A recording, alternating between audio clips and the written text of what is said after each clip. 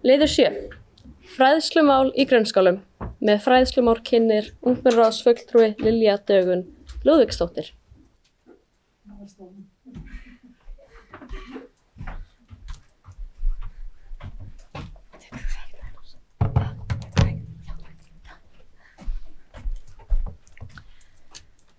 Forseti, ágætu bæjarfulltrúar, fulltrúar ungmennaráðs og aðrir góðir gestir. Samkvæmt 42. grein barnasáttmálans eiga börn rétt á því að þekkja réttindi sín ásamt því að fullorðnir þekki réttindi þeirra. Fræðsla það lykilatriði til að sjá til þess að því verði náð. Samkvæmt íslenskum lögum eru stjórnvöld skuldbundin að tryggja fræðslu kynheilbrigði, mannréttindi og kynjajafnrétti í skólakerfinu. Undir það fellir meðal annars kynfræðsla, fræðsla hinsegin málefni, ofbeldisforvarnir og fræðsla fordóma og mismunun. Það þýðir að nemendur eiga rétt á að fá slíka fræðslu og hafa gott aðgengi að viðurkenndum upplýsingum sem málefnin varða. Þegar ég talaði þessi mál í fyrra var aðeins einn skóli á Akureyri réttindaskóli, en í nóvember 2023 fengu Naustaskóli og leikskólarnir Klappur og Iðavöllur viðurkenningu og loks Giljaskóli sem sást endurmat, en skólinn fékk sína fyrstu viðurkenningu sem réttindaskóli fyrir 3 árum. Innleiðing réttindaskóla hefur sýnt að einelti og ofbeldi í skólunum minnkar og nemendur sýna meiri umburðarlyndi gagnvart fjölbreytileikanum sem sýnir það að réttindafræðsla er gríðarlega mikilvæg fyrir líðan barna jafnt og fullorðinna. Í ljósi þess finnst mér mikilvægt að við leggjum sérstaka áherslu á hinseginfræðslu og kynfræðslu í skólum Akureyrarbæjar.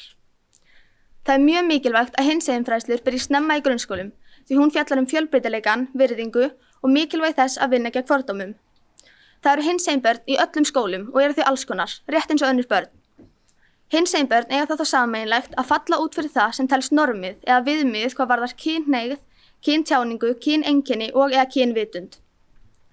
Rannsóknir hafa sýnt að hinsegin börnum líður verr í skólakerfinu en öðrum börnum og er það veruleiki sem mikilvægt er að takast á við og reyna að leiðrétta. Hinseginfræðsla gefur öllum börnum tækifæri á því að skilja fjölbreytileikann, að skilja að allt fólk hefur rétt á því að vera eins og það er og mikilvægi þess að hafna og vinna gegn fordómum. Með hinseginfræðslu fá öll börn og unglingar mikilvægar upplýsingar hinseginleikann og útskýringar á hugtökum sem þau annars myndu mögulega ekki skilja. Vanþekking ýtir undir fordóma og hræðslu en með réttum upplýsingum og stuðla dýpri skilningi, virðingu og öryggi allra í skólaumhverfinu. En við þurfum að muna að hinseginfræðsla er ekki kynfræðsla. Kynfræðsla snýst að efla kynheilbrigði barna og ungmenna þar sem rýnt í félagslega, tilfinningalega, líkamlega og andlega þætti. Í dag eru tölur kynferðislega áreitni og ofbeldi allt of háar og er góð fræðsla mjög mikilvæg forvörn gegn þeim áhættuþáttum þar sem nemendur læra muninn á heilbrigðum og óheilbrigðum samskiptum, að setja og virða mörk og að bera virðingu fyrir sér og öðrum. Rannsóknir hafa sýnt að vönduð og markviss kynfræðsla minnkar líkur á kynsjúkdómasmitum, óráðgerðum þungunum og hún seinkar fyrstu kynlífsreynslu ungs fólks. En það er ekki bara við nemendur sem þurfum meiri stuðning þegar kemur að þessum málum, heldur þurfum við líka að styðja við starfsfólk skólana sem bera ábyrgð á að styðja við okkur. Og því langar mig að leggja til að Akureyrarbær stofni Jafnréttisskóla Akureyrar að fyrirmynd skólans í Reykjavík. En hlutverk skólans er að skapa vettvang og veita fræðslu, ráðgjöf og stuðning varðandi jafnréttismenntun, mannréttindi og kynheilbrigði til starfsfólks í skóla og frístundastarfi borgarinnar og aðstoða líka börn og foreldra eftir þess þarf. Umræðan undanfarið hefur sýnt að það er gríðarlega mikilvægt að það sé stuðningur í boði fyrir starfsfólk til að geta stutt við nemendur. Jafnréttisskóli Akureyrar geti haft það hlutverk að vera starfsfólki og nemendum innan handar þegar kemur að jafnréttismálum, hvort sem það snýr að hinsegin málefnum, kynfræðslu barna og ungmenna eða bara mannréttindum almennt. Þannig myndi Akureyrarbær sýna frumkvæði og dug og sýna þessi málefni skipta máli. Þannig getur sveitarfélagið áfram verið leiðandi. Takk fyrir. Þá hefur Lilja Dögun Lúðvíksdóttir, fulltrúi ungmennaráðs, lokið máli sínu og bæjarfulltrúi Heimir Örn Árnason stígur upp í pontu, þar sem að Hulda Elma er fjarverandi.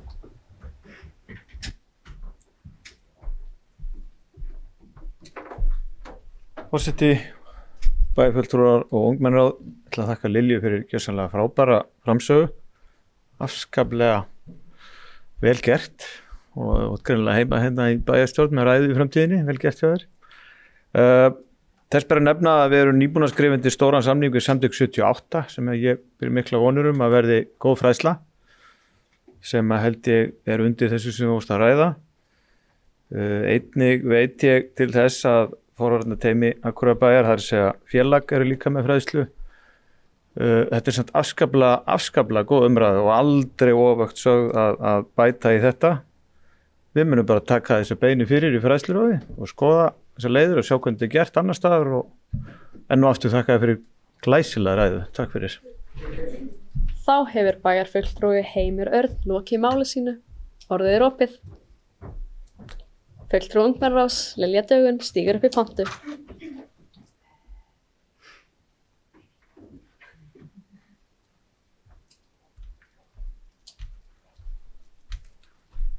Já, forseti fulltrúar ungmennaráðs og bæjarstjórnar.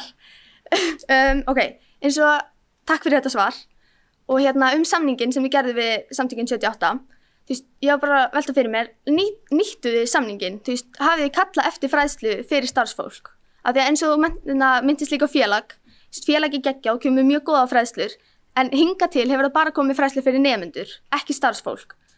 Og mér finnst, og já, það er bara mjög mikilvægt, starfsfólk þarf líka að fá fræðslu þessi mál.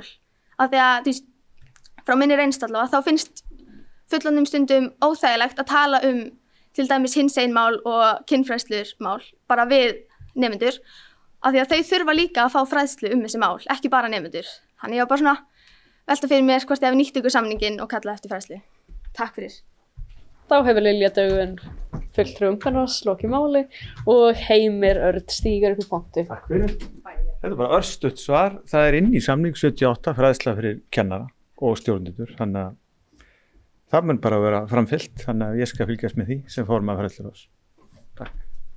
Þá hefur Heimir Örn Árnason lokið máli sínu og orðið er laust. Paris Anna, fulltrúi ungmennaráðs stígur upp í pontu.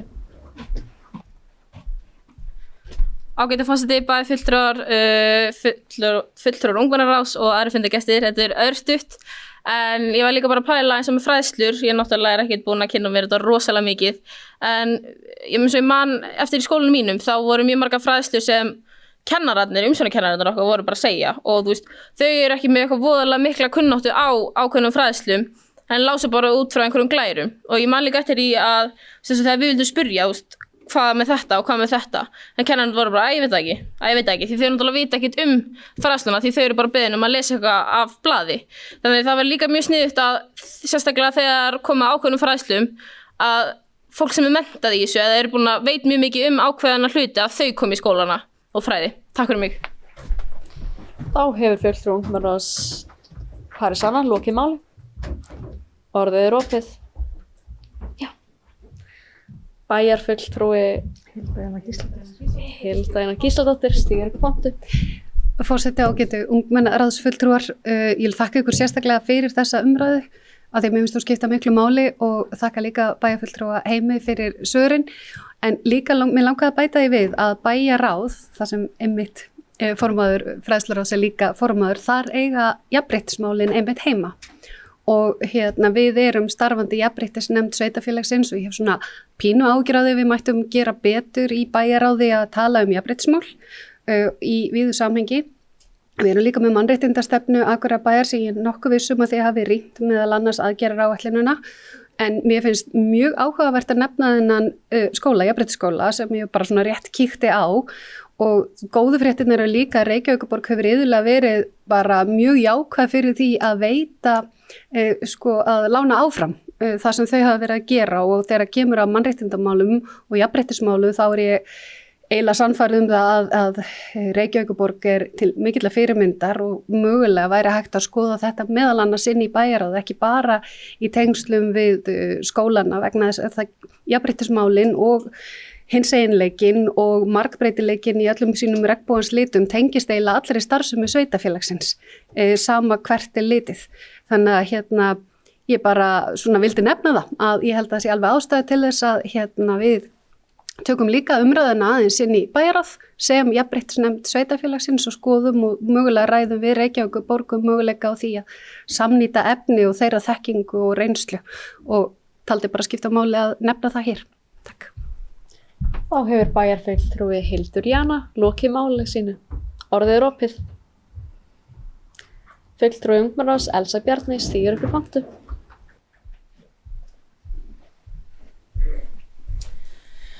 Já, forseti, fulltrúar ungmennaráðs og Akureyrarbæjar bara. Ég ætlaði bara að fá að nefna aðeins kynfræðslu. Mér finnst að kynfræðslan ætti að byrja miklu fyrr.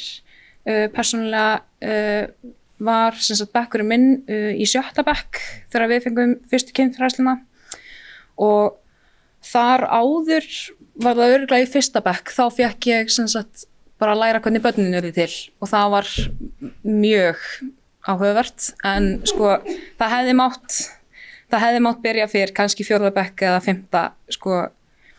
Almennileg kynfræðsla og ég man að kynfræðslan sem við fengum í 7. bekk var hún var kynjaskipt og það eina sem við fengum að læra var bara kynfærið okkar sem við vorum með.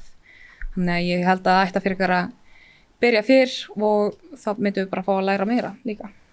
Takk fyrir mig. Þá hefur Elsa Bjarni fulltrúi ungmennaráðs lokið máli sínu og orðið er opið. Það skulum við fylgja dagskrá.